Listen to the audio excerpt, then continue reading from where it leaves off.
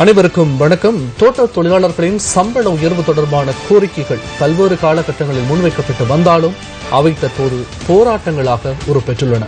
இது தொடர்பான தகவல்களும் நமது செய்தி அறிக்கையில் காத்திருக்கின்றன. உங்களோடு இணைந்து கொள்ளும் நான் டில்ஷான் தாலிப். இன்று என்னோட கௌதம் இணைந்திருக்கின்றார். வணக்கம் கௌதமி. வணக்கம் டில்ஷான். அனைவருக்கும் வணக்கம். சக்தி டிவி குளோபல் ஊடாக மோடு இணைந்திருக்கும் சர்வதேச நேயர்கள் அனைவரையும் சந்திப்பதில் மகிழ்ச்சி. உங்களுடன் இணைந்து கொள்ளும் நான் கௌதமி நந்தபால. முதலில் தலைப்புச் செய்திகள். நாடளாவிய ரீதியில் குடிநீர் தட்டுப்பாட்டிற்கு தீர்வினை வழங்குமாறு ஜனாதிபதி அதிகாரிகளுக்கு பணிப்புரை. மலையக மக்களின் சம்பள போராட்டம் தொடர்கின்றது. அவன்கார்ட் கொடுக்கல் வாங்கல் தொடர்பிலான வழக்கில் முன்னாள் பாதுகாப்பு செயலாளர் கோட்டாபய ராஜபக்ச உள்ளிட்ட 7 பிரதிவாதிகளுக்கு பிணை. 42வது தேசிய விளையாட்டு விழாவில் 2 தேசிய சாதனைகள். குடிநீர் தட்டுப்பாட்டிற்கான தீர்வினை நடைமுறைப்படுத்தும் போது முழு நாட்டையும் உள்ளடக்கிய தீர்வொன்றை நடைமுறைப்படுத்த வேண்டும் என ஜனாதிபதி சுட்டிக்காட்டியுள்ளார். வறட்சியான காலநிலையுடன் ஏற்பட்டுள்ள சிக்கல் மற்றும் அதற்கான தீர்வு தொடர்பில் கலந்துரையாடுவதற்காக ஜனாதிபதியின் அவசர குழு கூட்டம் ஒன்று இன்று ஏற்பாடு செய்யப்பட்டிருந்தது. ஜனாதிபதி செயலகத்தில் நடைபெற்ற இந்த கலந்துரையாடலில் நீர் வழங்கல், நீர்ப்பாசன, மகாவலி, சுகாதாரம் மற்றும் வனஜீவராசிகள் உள்ளிட்ட அனைத்து பிரிவுகளினதும் அமைச்சுக்களின் செயலாளர்கள் மற்றும் நிறுவனங்களின் பிரதானிகள் கலந்து கொண்டிருந்தனர். வறட்சியான காலநிலையுடன் ஏற்பட்டுள்ள குடிநீர் பற்றாக்குறை, நோய் தொற்று மற்றும் கிராமத்திற்குள் பிரவேசிக்கும் வனவிலங்குகளினால் ஏற்படும் பாதிப்பை குறைப்பதற்கு அனைத்து நிறுவனங்களும் தொடர்ந்தும் செயற்பட வேண்டும் என ஜனாதிபதி இங்கு பணிப்புரை விடுத்தார். பாதிக்கப்பட்டுள்ள மக்களுக்கு நிவாரணங்களை வழங்குவதுடன் எதிர்காலத்தில் இவ்வாறான விடயங்களை தடுப்பதற்காகவும் விரிவான நீர் வழங்கல் திட்டம் ஒன்றை நடைமுறைப்படுத்தி இந்த நிலைமையை மாற்ற வேண்டியதன் தேவை குறித்தும் ஜனாதிபதி சுட்டிக்காட்டினார். தகவல் அறியும் உரிமை தொடர்பான ஆணைக்குழுவின் தலைவர் உள்ளிட்ட உறுப்பினர்கள் நியமிக்கப்பட்டுள்ளனர். இந்த ஆணைக்குழுவின் தலைவராக மஹிந்த கமான்பில நியமிக்கப்பட்டுள்ளதாக ஜனாதிபதி ஊடகப் பிரிவு வெளியிட்டுள்ள அறிக்கையில் தெரிவிக்கப்பட்டுள்ளது. முன்னாள் நீதிபதி சலீம் மர்சூக், தியாகநாதன் செல்வகுமாரன், சட்டத்தரணி கிஷாலி பின்டோ ஜாபர்தன, சட்டத்தரணி எஸ்.ஜி. புஞ்சிகேவ் ஆகியோர் இந்த ஆணைக்குழுவில் உறுப்பினர்களாக நியமிக்கப்பட்டுள்ளதாகவும் அந்த அறிக்கையில் குறிப்பிடப்பட்டுள்ளது. இவர்களுக்கான நியமன கடிதங்களை இன்று மாலை ஜனாதிபதி செயலகத்தில் ஜனாதிபதி மைத்ரிபால சிறிசேன வழங்கியுள்ளார். நியூசிலாந்திற்கு 3 நாள் உத்தியோகபூர்வ விஜயம் மேற்கொண்டுள்ள பிரதமர் ரணில் விக்ரமசிங்க ஆக்லாந்து சர்வதேச விமான நிலையத்தை இன்று முற்பகல் சென்றடைந்துள்ளார். நியூசிலாந்து பிரதமர் ஜான் கீயின் அழைப்பிற்காமை ஆக்லாந்து நகருக்கு சென்ற பிரதமர் உள்ளிட்ட தூதுக்குழுவினரை நியூசிலாந்தின் ஆரம்ப கைத்தொழில் அமைச்சர் நதன் கே வரவேற்றார். இந்த சந்தர்ப்பத்தில் நியூசிலாந்திற்கான இலங்கை உயர்ஸ்தானிகர் Somasundaram ஸ்கந்தகுமாரும் பிரசன்னமாகியிருந்தார். Nathan Guy, how do you do? Thanks for visiting. Mr. Harin Fernando, Cabinet Minister for Digital, Nathan Unofficial Minister for Raga, and the Deputy Minister for Foreign Affairs. Nathan Guy. Again, nice to see you again. அக்ரமாத்தே Ranil Wickremesinghe மகாதாகே பிரதமர் Ranil விக்ரமசிங்கவின் New Zealand விஜயத்தின் உத்தியோகபூர்வ செயற்பாடுகள் நாளை ஆரம்பிக்கப்பட உள்ளன. New Zealand பிரதமர் John கேயின் தலைமையில் நாளை நடைபெறவுள்ள நிகழ்வின் போது பிரதமர் உள்ளிட்ட தூதுக்குழுவினர் வரவேற்கப்பட உள்ளனர். இந்த நிகழ்வில் நியூசிலாந்தின் சம்பிரதாயபூர்வ கலை அம்சங்களும் இடம்பெறவுள்ளமை விசேட அம்சமாகும். நியூசிலாந்து பிரதமருடனான நாளைய இருதரப்பு கலந்துரையாடலின் பின்னர் பிரதமர் ரணில் விக்ரமசிங்க நாட்டின் அமைச்சர்கள் சிலருடனும் கலந்துரையாட உள்ளார். நியூசிலாந்தின் வர்த்தகர்களுடனான சந்திப்பு நாளை மாலை இடம்பெறவுள்ளது.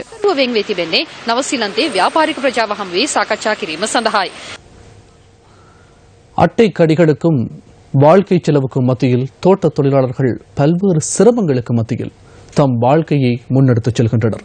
இந்த நிலையில் 1000 ரூபாய் சம்பளத்தை வழங்குமாறு வலியுறுத்தி மலையகத்தின் பல்வேறு பகுதிகளில் இன்றும் தொழிலாளர்கள் கவனஈர்ப்பு போராட்டத்தில் ஈடுபட்டனர்.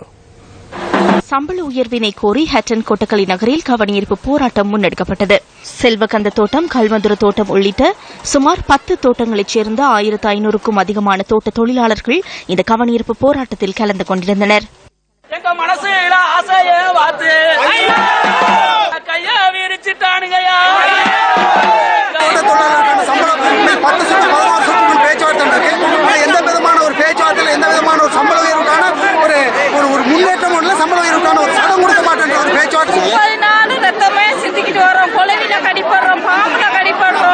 எவ்வளவு வேதனையில உண்டாகிறோம்.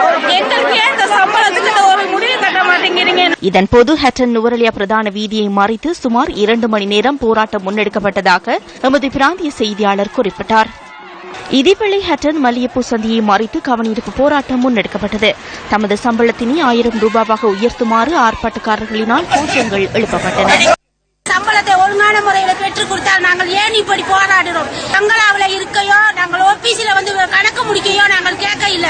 அட்டையிலையும் மலையிலையும் தண்ணியிலையும் கலந்து நாங்கள் எங்கள் ரத்தத்தை சிந்தித்தான் இந்த நாட்டிலே நாங்கள் கஷ்டப்பட்டு உழைக்கி. சம்பள உயர்வினை கோரி அக்கரப்பத்தினி நகரில் கவனீர்ப்பு போராட்டம் முன்னெடுக்கப்பட்டது. கருப்பு கொடி ஏந்தியவாறு தொழிலாளர்கள் தமது கோரிக்கைகளை வலியுறுத்தி ஆர்ப்பாட்டத்தில் ஈடுபட்டிருந்தமை குறிப்பிடத்தக்கது. இறுதி வரை போராடுவோம். எங்களுக்கு 450 ரூபாய் சம்பளம் பத்தாது. இந்த 450 ரூபாய் சம்பளத்துல அரசியல்வாதியும் சரி, தோட்ட தொழிற்சங்கவாதியா இருந்தாலும் சரி வந்து சாப்பிட்டு பாருங்க. என்ன செய்யறது? பிள்ளைகளை படிக்க என்ன செய்வோம்? நாங்க சாப்பிடுவோமா? தோட்ட தொழிலாளியை ஏமாத்தியாலும் ஏன் தோட்ட தொழிலாளி வயிற்றுல அடிக்கிறீங்க? 1.5 வருஷ காலமா எங்களுக்கு தோட்ட தொழிலாளிக்கு ஒரு சம்பளத்தை வாங்கி கொடுக்க முடியல. நீங்க என்ன நல்லாட்சி செய்றீங்க? இப்ப ஓட்ட வாங்கிட்டு பாராளுமன்றத்துக்கு போனோன்னே இந்த 18 வருஷ காலமாக எங்களுக்கு இந்த சம்பளத்தை பேசி கொடுக்கல. 450 ரூபாய் சம்பளத்துல நாங்க இந்த ரொட்டியை தின்னுகிட்டு நீங்க பிரியாணி சாப்பிடுறீங்க. நாங்க போயிட்டு இந்த 450 ரூபாய் சம்பளத்துல பிள்ளைகளை படிக்க வைக்கணும், நல்லதை கெட்டது பார்க்கணும். பண்டார்வளை பூனாகலை பகுதியில் 5 தோட்டங்களைச் சேர்ந்த சுமார் 500க்கும் மேற்பட்ட தொழிலாளர்கள் இன்று கவனீர்ப்பு போராட்டத்தில் ஈடுபட்டனர். இதன்போது தமது ஆதங்கங்களை வெளிப்படுத்தும் முகமாக டயர்களை எரித்து எதிர்ப்பினை வெளியிட்டிருந்தனர்.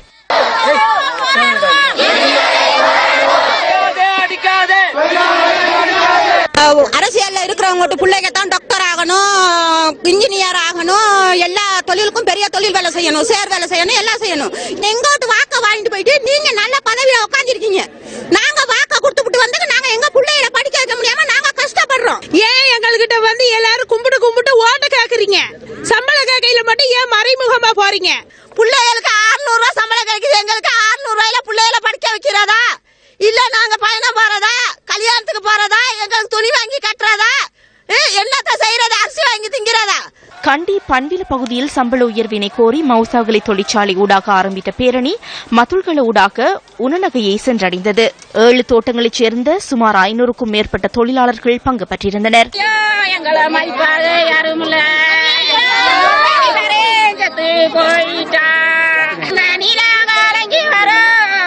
நீலபுரா மேஞ்சி வருவோம், நீலபுரா கண்மரஞ்சா இந்த கொம்பனி கரையினே மதிப்பார்கள் யாரும். பெண்ணா வருது உடுப்பு என்ன காசுல உடுப்பு எடுக்கிறதா? 5000 சம்பளத்தை எடுத்து ஆளுங்க சாப்பிடுறதா, உடுப்பு எடுக்கிறதா, மற்ற செலவுகளை பாக்குறதா, இதெல்லாம் அந்த பெரிய இடத்துல உள்ளவங்களுக்கு தெரியுது இல்ல. தோட்ட தொழிலாளியை வந்து கேவலமா நினைக்கிறாங்க.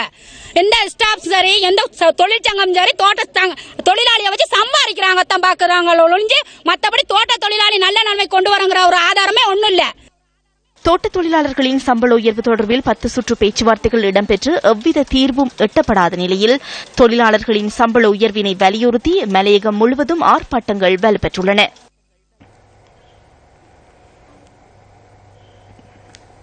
தோட்ட தொழிலாளர்களின் சம்பள உயர்வு தொடர்பில் இலங்கை தொழிலாளர் காங்கிரசின் தலைவர் முத்து சிவலிங்கம் இவ்வாறு கருத்து தெரிவித்தார்.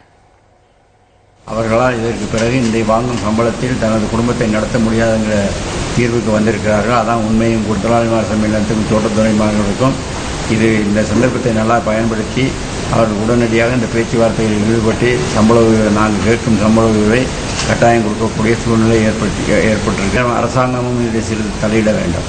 ஆரம்பத்தில் ஒரு சில கூட்டங்களில் கலந்து கொண்டு வலியுறுத்தினாலும் கூட அதற்கு பிறகு அவருடைய போக்கும் எனக்கு சந்தேகத்தை ஏற்பட்டுள்ளது. இதில் சில சுயநல விரும்பிகள், சில அரசியல்வாதிகள், சில தொழிற்சங்கவாதிகள் அவர்களும் கலந்து கொண்டதாக பெயர் போடுவதற்காக உள்ளே நுழைந்து சலசலப்புகளை உருவாக்க பார்க்கிறார்கள். அடிப்படை சம்பளம் 500 ரூபாயும் நாங்கள் பெறுகின்ற இன்றைக்கு ஒரு தொழிலாளி பழைய கூட்டு ஒப்பந்தத்தின்படி காலங்கடந்த கூட்டு ஒப்பந்தத்தின் சரி 620 ரூபா சம்பளம்.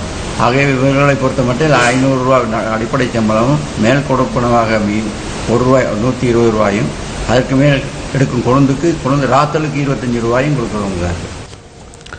புசல்லாவை போலீசில் நடராஜ் ரவிச்சந்திரன் என்ற சந்தேக நபர் தூக்கிட்ட சம்பவம் தொடர்பான மேலதிக நீதவான் விசாரணைகள் இன்று முன்னெடுக்கப்பட்டன. கம்பளை நீதவான் சாந்தினி மீகோட சம்பவ இடத்திற்கு நேரடியாக சென்று இன்று கள ஆய்வில் ஈடுபட்டதாக போலீசார் குறிப்பிட்டனர். சந்தேக நபர் தூக்கிட்ட இடம் தொடர்பில் நீதவான் பார்வையிட்டு தகவல் பெற்றுக் கொண்டுள்ளதாக போலீசார் தெரிவித்தனர். இந்த அறிக்கை எதிர்வரும் 14ஆம் தேதி நடைபெறவுள்ள நீதிமன்ற வழக்கு விசாரணையின் போது மன்றில் சமர்ப்பிக்கப்பட உள்ளது. புசல்லாவ போலீஸ் நிலையத்திற்குள் ஒருவர் உயிரிழந்தமை தொடர்பான வழக்கு விசாரணை கம்பளை நீதவான் நீதிமன்றத்தில் கடந்த 23ஆம் தேதி விசாரணைக்கு எடுத்துக் கொள்ளப்பட்டது. இதன்போது உயிரிழந்தவரின் சகோதரன் நீதவான் முன்னிலையில் சாட்சியம் அளித்ததை அடுத்து குறித்த சந்தேக நபரின் மரணம் தொடர்பில் மேலதிக விசாரணைகளை மேற்கொள்வதற்கு நீதிமன்றம் தீர்மானித்திருந்தது. இதேவேளை குறித்த இளைஞன் தூக்கிட்டதற்கான தடயப் பொருளாக காணப்பட்ட டி ஷர்ட் தொடர்பில் குற்றப்புலனாய்வு பிரிவினர் நீதவானிடம் சமர்ப்பித்த அறிக்கைக்கு அமைய சந்தேக நபர் தூக்கிட்டுக் கொண்ட சிறைக்கூடத்தை நேரில் சென்று பார்வையிடவும் கம்பளை நீதவான் தீர்மானித்திருந்தார். நீதிமன்ற பிடியாணையின் பிரகாரம் கைது செய்யப்பட்டு புசல்லாவை போலீஸ் நிலையத்தில் தடுத்து வைக்கப்பட்டிருந்த கவிராஜ் ரவிச்சந்திரன் என்ற சந்தேக நபர் கடந்த 17ஆம் தேதி தூக்கிட்டு தற்கொலை செய்து கொண்டதாக போலீசார் தெரிவித்திருந்தனர். நிந்தவூர் அட்டப்பளம் பகுதியில் அமைக்கப்பட்டுள்ள உயிர்வாயு மூலமான மின் உற்பத்தி நிலையத்தை அகற்றக் கோரி நிந்தவூரில் இன்று ஆர்ப்பாட்டம் மேற்கொள்ளப்பட்டுள்ளது.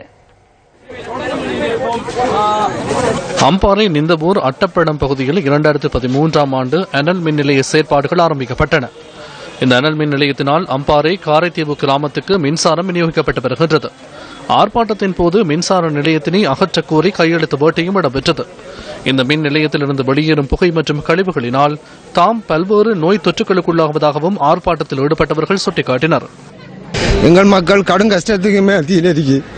அவ்வளவு சாம்பலும் அவ்வளவு இது மாதிரி மக்கள் பிள்ளைகள் ஸ்கூலுக்கு போயிடல. பிள்ளைகள் முழுவதுக்கு மூச்சு சரியான அஸ்மான் நோய் இருக்கு. எங்களோட பைப்புகள்லாம் சரியான அஸ்மான் நோய் இருக்கு. எங்களோட பிள்ளைகளை நாங்கள் ரொம்ப கஷ்டப்படுது. இதுக்கு நடவடிக்கை எந்த நடவடிக்கையும் இல்லை. நாங்கள் எவ்வளோ கடிதம் அனுப்பியிருக்கோம், கவர்மெண்ட்டுக்கு அனுப்பிவோம், உத்தியோகத்திற்கு அனுப்பியிருக்கோம், பிரதேச சபைக்கு அனுப்பியிருக்கிறோம். இந்த லைசன்ஸ் கொடுத்த யாருன்னு எங்களுக்கு வழங்குது இல்லை. சில இப்போ நான் ஸ்கூலுக்கு போற பிள்ளைகளே கடும் பிரச்சனை. கிளாஸ் விட்டு வரையாது. கிளாஸ் விட்டு பிள்ளைகள் வந்தா இரவில் படிக்கும் போது கண்ணுக்கு தூசுடுறதுல இருந்து யூனிஃபார்ம் படையல சாப்பிடுற சாப்பாடு இருந்து எதுல நீங்க எங்க கிணத்துல வந்து பாக்கலாம். வெண்ண மாதிரி படந்து வரைக்கிறது. கால் கையெல்லாம் புண்ணு, பிள்ளைகளுக்கு கடி, பிள்ளைகளை மூச்சு விட்டுக்கல. இப்போ நான் கழுத்து கொண்டிருக்கிறேன், மூச்சோட தங்க முன்னாள் நோயாளி அத்தனை கழுத்து கொண்டிருக்கிறேன். இந்த அனல் மின்சாரத்தை 2010ஆம் ஆண்டு ஆரம்பிக்க போகும் போது இவங்க சொல்லி வந்து என்னச்சுன்னா செங்கல் நாங்க கல்லு வெட்ட போறோம், சிமெண்ட் கல்லு வெட்ட போறோம் இந்த இடத்தை வாங்கினாங்க. அப்ப அந்த இடத்தை வாங்கும் போது நாங்க சந்தோஷப்பட்டுக்கிருந்தோம், ஏதோ கல்லு வெட்டு தொழில் செய்ய போறாங்கன்னு நாங்க சந்தோஷப்பட்டுக்கிருந்தோம். பிறகு திடீர்னு மாறி இவங்க அனல் மின்சாரத்தை உற்பத்தி செய்யறதுக்கு ஏற்பாடு செஞ்சு அதுக்கு அதிகாரம் கோரக்களை நாங்க அரசாங்கத்துக்கு நிறைய மகஜர்களை ஜனாதிபதிக்கு அறிவிச்சிருந்தோம், மாநசபைக்கு அறிவிச்சிருந்தோம், மினிஸ்டர்மாருக்கு எல்லாருக்கும் நாங்க தகவல் கொடுத்திருந்தோம். அந்த அந்த மகஜர்கள் எங்க போடுபாடுது எங்களுக்கு சரியில்லை. இதன்போது நிந்தவூர் பிரதேச செயலாளர் மற்றும் நிந்தவூர் பிரதேச சபையின் செயலாளருக்கும் மகஜர் கையளிக்கப்பட்டது.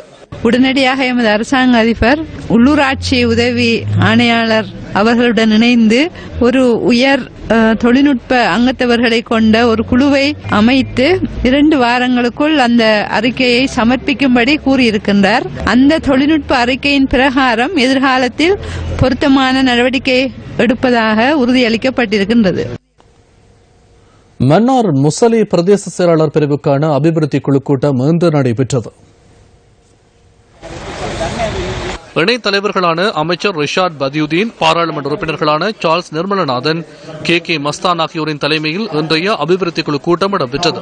இணைத் தலைவர்களுள் ஒருவரான வடமாகாண முதலமைச்சர் சி வி விக்னேஸ்வரன் சார்பில் வடமாகாண போக்குவரத்து அமைச்சர் ப டெனீஸ்வரன் கலந்து கொண்டிருந்தார். நிறைய பேர் வந்தாங்க, திருப்பி போயிட்டாங்க, வீடுகள் மூடிக்கணும்.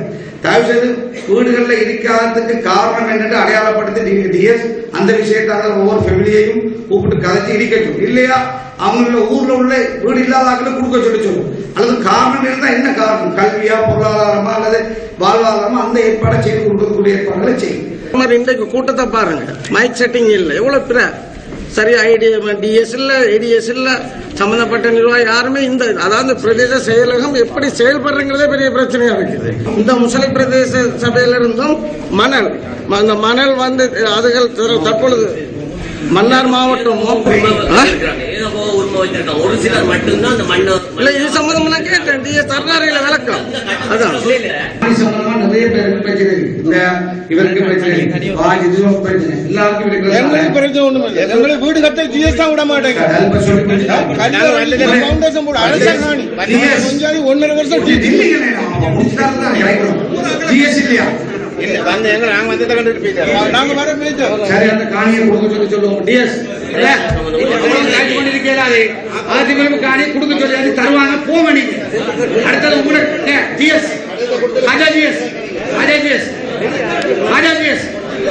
டிஎஸ் குடும்போ அதையும் நீங்கள் எடுத்து நடவடிக்கை எடுக்கணும். அவசரம் தயவு செய்து போகணும். மீதி குணம் எம்பிமார் கரைக்கவும் வேண்டும். அடுத்தது கிளிநொச்சி பொதுச்சந்தை வர்த்தக சங்கத்தினால் இன்று ஊடக சந்திப்பு இடம்பெற்றது. பொதுச்சந்தை வளாகத்தில் இடம்பெற்ற ஊடக சந்திப்பில் வர்த்தக சங்கத்தினரும் பாதிக்கப்பட்டவர்களும் கருத்து தெரிவித்தனர். நான் ஒரு மிகவும் கஷ்டமான சூழ்நிலையில் தான் இந்த சந்தைக்கு நான் வந்தேன். ஆனால் கடைசியில் இப்படி எரிந்து சாம்பலா போகும் என்பதை நான் நினைத்து கூட பார்க்கவில்லை. எனக்கு இரு சிறு குழந்தைகள் தான் இருக்கிறேன், 2 பிள்ளைகளும் சின்ன பிள்ளைகள். ஆனால் அதில் படிப்பு செலவுகளை எல்லாம் பார்க்கணும், அதுல நான் நல்ல முறையில வளர்க்கணும் என்றக்காக அந்த சந்தைக்கு நான் வந்தேன். ஆனா நான் ஒரு வருத்தக்காரி. எனக்கு வயிற்றுல 7 ஆபரேஷன் செய்திருக்கு. ஆனா இன்னும் இதுக்கு ஆபரேஷன் செய்யறதுக்கு அப்படியான சூழ்நிலையில தான் நான் இந்த கடையை நடத்தி வந்து கொண்டிருந்தேன். ஆனா இப்படி எனக்கு இப்படி ஆகலும் ஒரு கஷ்ட நிலைமைக்கு நான் வருவேன் நான் நினைச்சு கூட பார்க்க இல்லை. போரில் பாதிக்கப்பட்ட ஊனமிட்ட பெண்கள் தலைமத்துவம் இவ்வாறான இவர்களின் சுயத்தொழில் முற்று முழுதாக சாம்பலாகிவிட்டது. 1.5 வருடங்களாக புனர்வாழ்வு முகாமிலிருந்து புனர்வாழ்வு அளிக்கப்பட்டு விடுதலையாகி கடந்த 2010ஆம் ஆண்டு பொதுச்சந்தையில் ஆரம்பிக்கப்பட்ட நிலையில் நானும் எனது கடையை ஆரம்பித்தேன். அன்றிரவு ஏற்பட்ட தீயினால் எனது கடை முற்றுமுழுதாக எரிந்துவிட்டது. நான் போலியோ வருத்தத்தால் அங்கவீனனாக, ஒரு காலும் ஒரு கையும் வழங்காத அங்கவீனனாக இருந்து வியாபாரம் செய்து வந்து எனக்கு மனைவி இல்லை, 6 பிள்ளைகள் படிக்கிறார்கள். அந்த 6 பிள்ளைகளையும் இதை தொட்டுத்தான் நான் வளர்த்து வந்தேன். எனக்கு வேற கூலி வேலைக்கோ எங்கேயோ செல்ல இல்லாத நிலைமை. இந்த கடையை இட்டுத்தான் நான் இந்த பிள்ளைகளை வளர்த்து வந்தேன். எல்லாரும் படிக்கிறார்கள். அடுத்த கட்ட நடவடிக்கை நாங்கள் என்ன செய்வோம், எங்களோட குடும்பங்களை என்னென்று பார்ப்போம், கடன்களை வங்கியில் எடுத்த கடன்களை என்னென்று கட்டுவோம். வடமாகாண அரசாங்க நிர்மாணிகள் சங்கத்தின் மாநாடு யாழ் பொது நூலகத்தில் இன்று முற்பகல் நடைபெற்றது. இந்த நிகழ்வில் வடமாகாண முதலமைச்சர் CV விக்னேஸ்வரன் தவிர்க்க முடியாத காரணத்தினால் கலந்து கொள்ளாமையினால் அவரின் உரையினை வடமாகாண விவசாய அமைச்சர் பொன்னுத்துரை ஐங்கரநேசன் வாசித்தார். எமது திணைக்கள உத்தியோகத்தர்கள் உங்களிடம் சில பிரதி லாபங்களை எதிர்பார்க்கிறார்கள் என்றால் அதற்கு முழு காரணமும் நீங்களாகவே இருப்பீர்கள். நீங்கள் சில சலுகைகளை அவர்களுக்கு வழங்க போக அவை வளமையாகி பின்னர் அவை உங்களுக்கான வரியாகவே மாறிவிடுகின்றன. கையூட்டல்கள் சலுகைகள் அற்ற ஒரு சிறந்த நிர்வாக அலகை கட்டியெழுப்ப நாம் அனைவரும் இணைந்து போராட முன்வர வேண்டும். அவ்வாறான அலுவலர்களை எமக்கு அடையாளம் காட்டுங்கள். கடந்த காலத்தில் ஊழலின் மேல் வெற்றி நடை போட்ட பல அலுவலர்கள் இன்று என்ன நிலையில் இருக்கின்றார்கள் என்பது உங்களுக்கு தெரியும். இந்த ஆண்டின் பிற்பகுதியில் இருந்து வருகின்ற 3 ஆண்டு அல்லது 5 ஆண்டுகளில் எங்களுடைய தேசத்தில் எங்கள் மக்கள் எங்களுக்கு அங்கீகாரம் தந்திருக்கின்றார்கள். அரசியல் தீர்வு மட்டுமல்ல, பொருளாதார ரீதியாக நாங்கள் இப்பொழுது ஒரு இலக்கை நோக்கி சென்று கொண்டிருக்கின்றோம். 65% விஞ்ஞான பாடங்களிலும் விஞ்ஞானத்திலும் வர்த்தகத் துறையிலும் தொழில்நுட்பத் துறையிலும் இப்பொழுது புதிய உலக பொருளாதார கோட்பாடுகளை ஈடு செய்யக்கூடிய பாடங்களில் அவர்கள் வெற்றி பெற வேண்டும். அதுக்கு தயார்படுத்தப்பட வேண்டும். எங்களுடைய மாகாண சபை அதில் முன்னோடியாக இருக்க வேண்டும். அவர்கள் அதில் அதிகமாக அரசாங்கங்களுடன் பேசி கல்வி திட்டத்திலே வேலைவாய்ப்பு துறையிலே திட்டங்களை நிறைவேற்றுவதிலே அவர்கள் அந்த பங்களிப்பை செய்ய வேண்டியவர்களாக இருக்கின்றார்கள். கடந்த காலங்களில் தெற்குள் உள்ளவர்கள் தான் கூடுதலாக இங்குள்ள வேலைகளை செய்திருக்கின்றார்கள். நாங்கள் ஒரு சிறுபான்மையின இனம் என்றபடியினாலும் கடந்த காலங்களில் போர் காரணமாக நாங்கள் ஒதுக்கப்பட்டிருக்கின்றோம். அதாவது யுத்தத்தை முடித்திருந்தாலும் கடந்த கால அரசாங்கம் அதை சரியான முறையில் இயங்கவில்லை, எங்களோட மக்களை இயங்க விடவில்லை.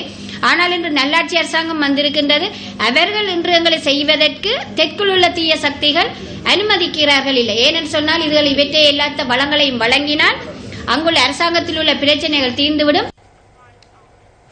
எவன்கார்ட் சம்பவம் தொடர்பில் இன்று நீதிமன்றத்தில் ஆஜராகிய முன்னாள் பாதுகாப்பு செயலாளர் கோட்டாபய ராஜபக்ச உள்ளிட்ட 7 பேருக்கு பிணை வழங்கப்பட்டுள்ளது. கொழும்பு பிரதம நீதவான் கிஹான் பிலப்பிட்டியவினால் இவர்களுக்கு பிணை வழங்கப்பட்டுள்ளது. தலா 2 லட்சம் ரூபாய் ரொக்கப்பணியிலும் தலா 10 மில்லியன் ரூபாய் பெறுமதியான 2 சரீர பிணைகளிலுமே அவர்கள் விடுவிக்கப்பட்டுள்ளனர். சம்பவம் தொடர்பாக பிரதிவாதிகள் வெளிநாடு செல்வதற்கும் நீதிமன்றம் இன்று தடை உத்தரவு அவன்கார்ட் கொடுக்கல் வாங்கல் காரணமாக அரசாங்கத்திற்கு 11.4 பில்லியன் நட்டம் ஏற்பட்டுள்ளதாக தெரிவித்து லஞ்ச ஊழல் ஆணைக்குழுவினால் இந்த வழக்கு தாக்கல் செய்யப்பட்டிருந்தது. இந்த சம்பவம் தொடர்பான பிரதிவாதிகளான கடற்படை தளபதிகள் 3 பேரும் நீதிமன்றத்திற்கு இன்று ஆஜராக இருந்தனர். அவன்கார்ட் சம்பவம் தொடர்பாக முன்னெடுக்கப்பட்டு வரும் வழக்கு விசாரணைக்காக நீதிமன்றத்தில் ஆஜராகுமாறு முன்னாள் பாதுகாப்பு செயலாளர் கோட்டாபய ராஜபக்ச, முன்னாள் கடற்படை தளபதிகள் 3 உள்ளிட்ட 8 பேருக்கு கொழும்பு பிரதம நீதவான் நீதிமன்றம் ஏற்கனவே அழைப்பாணை விடுத்திருந்தது. இதன் பிரகாரம் முன்னாள் பாதுகாப்பு செயலாளர் உள்ளிட்ட 7 பேர் நீதிமன்றத்தில் இன்று ஆஜராக இருந்தனர். இந்த வழக்கின் மற்றொரு சந்தேக நபரான முன்னாள் பிரதி பாதுகாப்பு செயலாளர் சுஜாதா தமயந்தி இன்று நீதிமன்றத்துக்கு சமூகம் அளிக்கவில்லை. அவன்கார்ட் விவகாரம் தொடர்பான வழக்கு இன்றைய தினம் அளிக்கப்பட்ட போது லஞ்ச ஊழல் விசாரணை ஆணைக்குழுவினால் வழக்கு தாக்கல் செய்யப்பட்டுள்ள விதம் குறித்து கோட்டாபய ராஜபக்ச சார்பாக பிரசன்னமான சட்டத்தரணி ரமேஷ் டி சில்வா அடிப்படை ஆட்சேபனையை தாக்கல் செய்தார். இதனை அடுத்து இந்த வழக்கு 45 நிமிடங்கள் ஒத்திவைக்கப்பட்டு விசாரணைகள் மீண்டும் ஆரம்பிக்கப்பட்டமை குறிப்பிடத்தக்கது.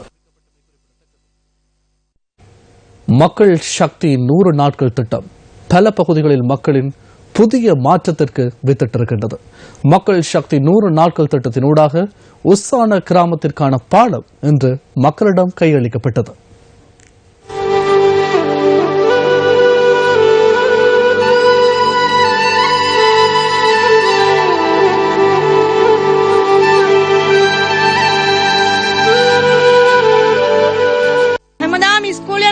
ඊළඟ වැස්ස එනකොට අපි බය යවන්නේ දරුවම එන්නේ කොහමද කියලා. ඒ වැස්සක් ආවේ ගමන් දරුවෝ ගොඩ ගන්න බැරුව අපි දඟලන්න කොච්චරකට කොහොමටවත් මේකෙන් එහාට මෙහාට යන්න නෑ. ඒගොඩ හිටියොත් ඒගොඩ මේගොඩ හිටියොත් මේගොඩ. ඉතින් කවුරුන් හරි මේ පාලම හදලා දෙනවා නම් බොහෝ පිං.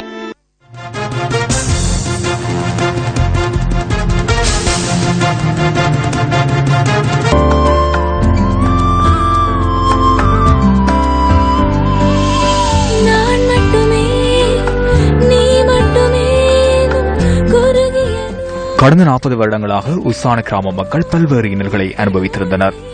மழைக்காலங்களில் இந்த பாலத்தினூடாக பயணிக்கும் போது சிலர் உயிரிழந்தும் உள்ளனர். மழையுடன் எவனெல்ல ஓயா பெருக்கெடுக்கும் போது புல்நெவ மற்றும் கழுகலம் மக்கள் இன்னல்களை அனுபவித்த போதிலும் சம்பந்தப்பட்ட அதிகாரிகள் இந்த மக்கள் தொடர்பில் கவனம் செலுத்தவில்லை.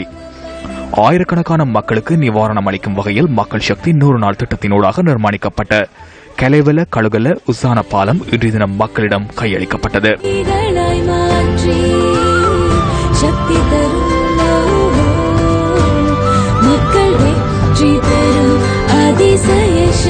அந்த சந்தர்ப்பத்தில் வரையறுக்கப்பட்ட கேபிட்டல் மகாராஜா நிறுவனத்தின் குழும பணிப்பாளர் ஷெவான் டேனியல் உள்ளிட்ட நியூஸ் ஃபர்ஸ்ட் குழுவினர் மற்றும் அரசு அதிகாரிகள் உள்ளிட்ட பலர் கலந்து கொண்டனர்.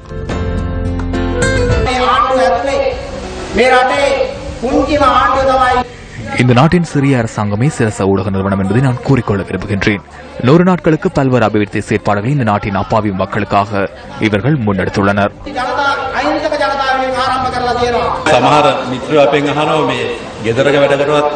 வீட்டு வேலைகளுக்கு கூட நீங்கள் இவ்வாறு சிரமப்பட்டதில்லை என எமது நண்பர்கள் நம்மிடம் கேட்கின்றனர். இந்த மக்களின் துன்பத்தை அவதானித்த பின்னர் எமது அர்ப்பணிப்பினூடாக இதனை வெற்றிகரமாக முன்னெடுக்க எம்மால் முடிந்தது. கல்கிரியாகம அல்லது கலைவள பகுதியை இணைக்கும் பாலமாக இது அமையாது. உஸ்ஸான கந்தகல மக்களையும் கொழும்பில் உள்ள எமது நியூஸ் ஃபர்ஸ்ட் குழுவினரையும் இணைக்கும் பாலமே இது. இந்த பாடசாலை மாணவர்களை அவதானிக்கும் போது இந்த பாலத்தை நிர்மாணிப்பதற்காக 50 சீமெந்து மூடைகளை கொண்டு கான்கிரீட் போடுவதற்கு ஒத்துழைப்பு வழங்கியமை நினைவுக்கு வருகின்றது. பாரிய வைத்தியசாலைகள் பாடசாலைகளை அமைப்பதற்கான சக்தியை இதனூடாக நாம் அவர்களுக்கு வழங்கியுள்ளோம்.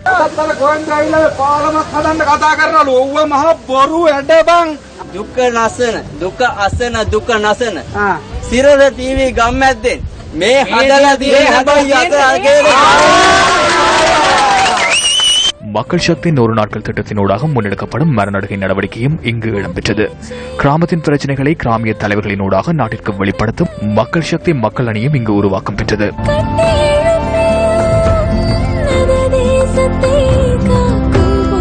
நீரின்றி அல்லலுறும் மக்களின் துன்பத்தை அறிந்த மக்கள் சக்தி 100 நாட்கள் திட்டக்குழுவினரால் 2 நாட்களுக்கு முன்னர் சிக்குராலந்து பகுதிக்கு நீரை வழங்கும் நீர்த்திட்டத்திற்கான அடிக்கலம் நாட்டப்பட்டது. சிக்குராலந்து பகுதியில் ஒரு துளி நீர் கூட இல்லை என இதுவரை காலமும் அதிகாரிகள் தெரிவித்து வந்தனர். இன்றைய தினம் அந்த மக்களின் கனவை நனவாக்கும் வகையில் அந்த பகுதியிலிருந்து நீர் தோன்றியது.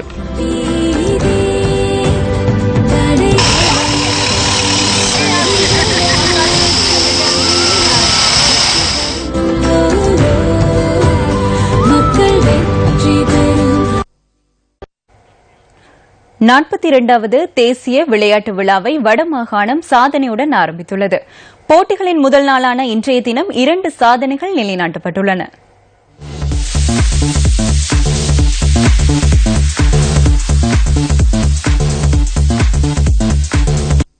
மகளிருக்கான குண்டெறிதல் போட்டியில் மேல் மாகாணத்தின் தாரிகா குமுதுமாலி இலங்கை சாதனையை நிலைநாட்டினார். போட்டியில் அவர் 15.25 மீட்டர் தூரத்துக்கு ஆற்றலை வெளிப்படுத்தினார். மகளிருக்கான கோலூன்றி பாய்தல் போட்டியில் வடமாகாணத்தின் அனிதா ஜெகதீஸ்வரன் இலங்கை சாதனையை நிலைநாட்டி வெற்றி வாக்கை சூடினார். போட்டியில் 3.41 மீட்டர் உயரத்திற்கு அவர் தாவினார்.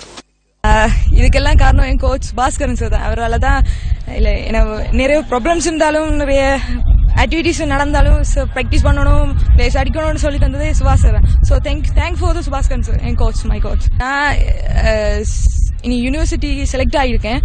ஸோ அங்கே போய் இனி ஸ்போர்ட்ஸை மெயின்டைன் பண்ணுறது தான் அடுத்த டார்கெட்.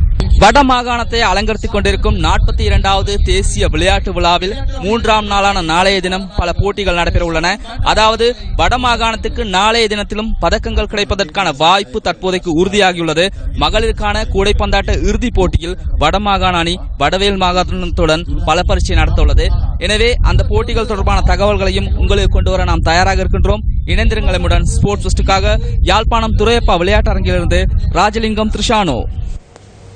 இலங்கை திரையுலகின் காமினி யுகம் கடந்துள்ள போதிலும் அந்த நாமம் இற்றைக்கும் பொன்னெழுத்துக்களால் பொறிக்கப்பட்டு நினைவு கூறப்படுகின்றது.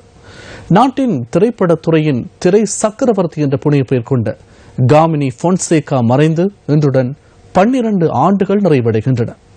காமினி பொன்சேகாவை நினைவு கூர்ந்து அவரின் சகோதர கலைஞர்கள், நெருக்கமானவர்கள் என்று ஞாபகார்த்த நிகழ்வுகளை ஏற்பாடு செய்திருந்தனர். காமினி பொன்சேகாவின் 12வது ஞாபகார்த்த தினத்தை முன்னிட்டு மருதானியில் உள்ள கலை மண்டபத்திற்கு முன்பாக அவரது சிலைக்கு மலரஞ்சலி செலுத்தப்பட்டது.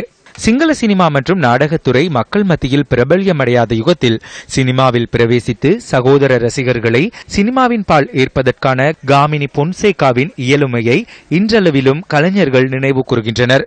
இதேவேளை இலங்கை சினிமாவின் சக்கரவர்த்தியான காமினி பொன்சேகாவை நினைவு கூர்ந்து இன்று முற்பகல் நாராயண்பேட்டை தேசிய குருதி வடிகட்டல் நிலையத்தில் இன்று இரத்த தான நிகழ்வுகளும் ஏற்பாடு செய்யப்பட்டிருந்தன. இந்த இரத்த தான நிகழ்வை காமினி பொன்சேகா மன்றம் ஏற்பாடு செய்திருந்தமை குறிப்பிடத்தக்கது. அனுராதபுரத்தில் நடைபெற்ற நிகழ்வில் கலந்து கொண்டு உயர்கல்வி மற்றும் பெருந்தெருக்கள் அமைச்சர் லக்ஷ்மன் கிரியல்ல கருத்து தெரிவித்தார். அண்மையில் வடக்கில் நடைபெற்ற ஆர்ப்பாட்டம் தொடர்பில் சிலர் பெரிதாக பேசுகின்றனர். தெற்கில் ஆர்ப்பாட்டங்கள் இல்லையா? விக்னேஸ்வரன் எண்ணத்தை கேட்டார். விக்னேஸ்வரன் கேட்டது மஹிந்த வழங்கிய வாக்குறுதியை. யுத்தம் நடைபெற்ற காலத்தில் 13வது சீர்திருத்தத்திற்கு அப்பால் சென்று தீர்வு வழங்குவதாக கூறினார். 13+ வழங்குவதாக இந்தியாவுக்கு சென்று கூறினார். ஐக்கிய நாடுகளின் செயலாளர் நாயகம் இலங்கைக்கு வந்தபோது 13+ வழங்குவதாக கூறினார். மாகாண சபைகளுக்கு அதிகாரத்தினை வழங்குவதாக மஹிந்த ராஜபக்ச அன்று கூறினார். இன்று விக்னேஸ்வரன் கேட்பதும் அதைதான். நாங்கள் அந்த வாக்குறுதியை நிறைவேற்றுவதாக இல்லை. இத்துடன் இன்றைய இரவு 8 மணி பிரதான செய்திகள் நிறைவடைகின்றன. இன்றும் போல் இன்றும் உங்களுக்கு நன்னாளாக அமைய பிரார்த்தித்து விடைபெறுகின்றேன். வணக்கம். வணக்கம்.